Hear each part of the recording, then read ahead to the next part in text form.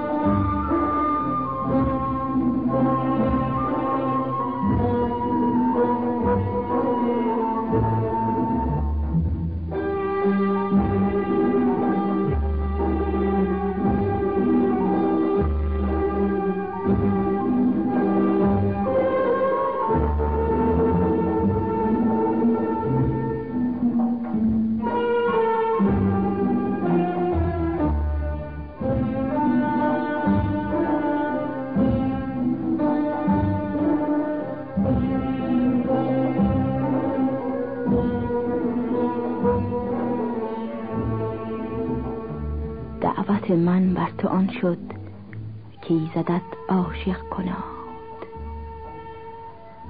دعوت من بر تو آن شد که ایزدت عاشق کناد، بر یکی سنگین دلی نامهربان چون خویشتن. تا بدانی درد عشق و داغ مهر و غم خوری، تا به هجر اندر بپیچی و بدانی قدر من.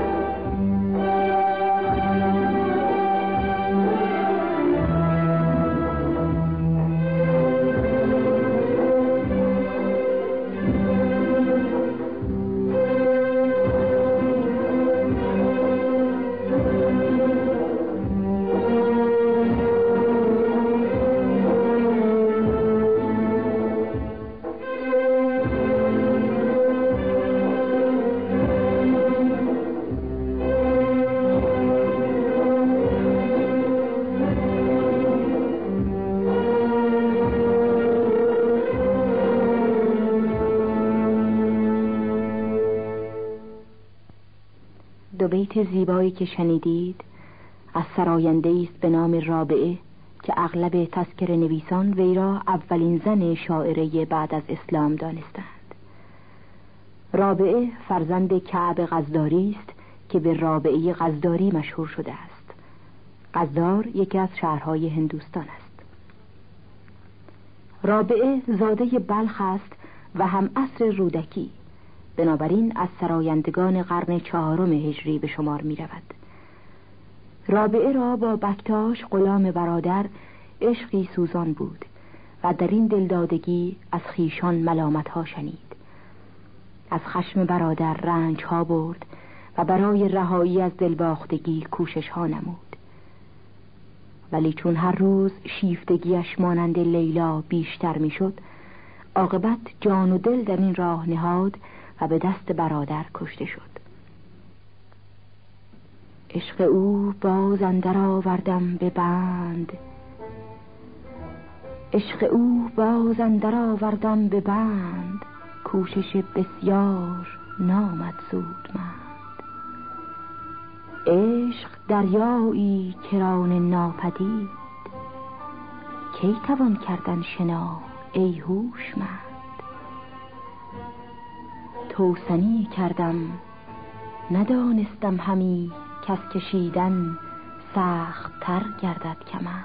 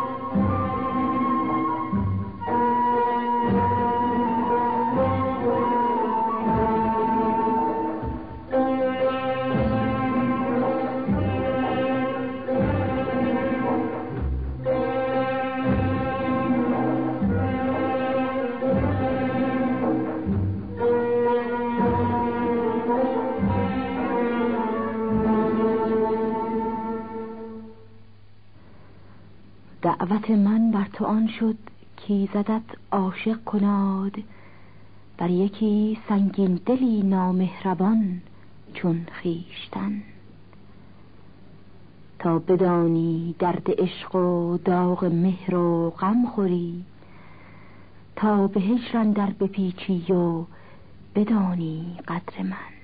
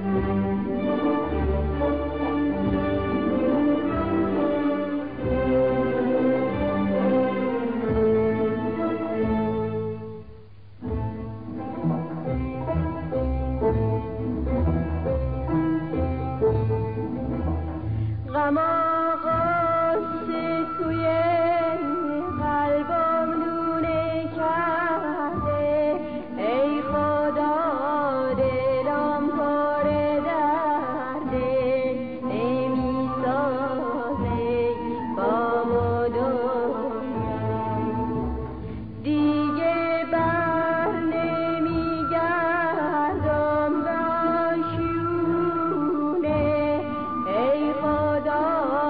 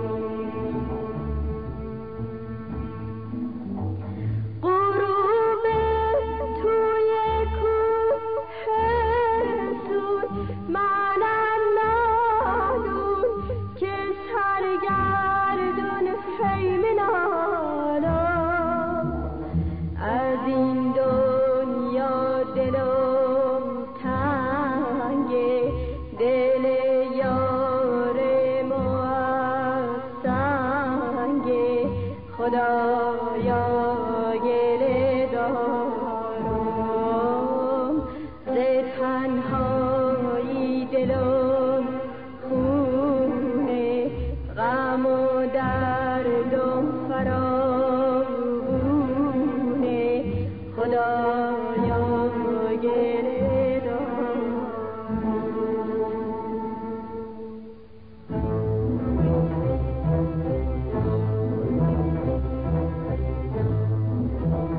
غم و غصه توی قلبم لونه کرده ای خدا دلم پر درده ای سازه با دنیا دیگه بر نمیگردم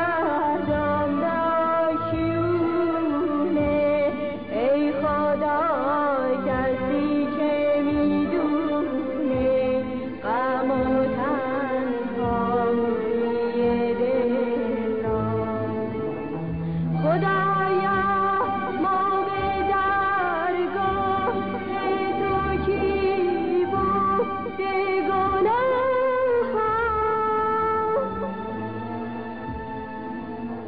که باید یا بسودم و یا بسازم با جوونم آشیونم شده بیرون غروب توی کوه سود منم نادون که سرگردون حیمنانم از این دنیا دلم تنگه دل یار معصنگه خدایا گله دارم ز تنهایی دلم خونه غم و دردم فراوونه خدایا گله دارم شاخ گلی که نثار شد شماره 305 بود که با شرکت دوشیزه ناهی تنظیم یافته. اشعار از رابعه غزداری شاعره قرن 4 هجری. آهنگ محلی، ترانه از جهانبخش پازوکی، گوینده آذر پژوهش.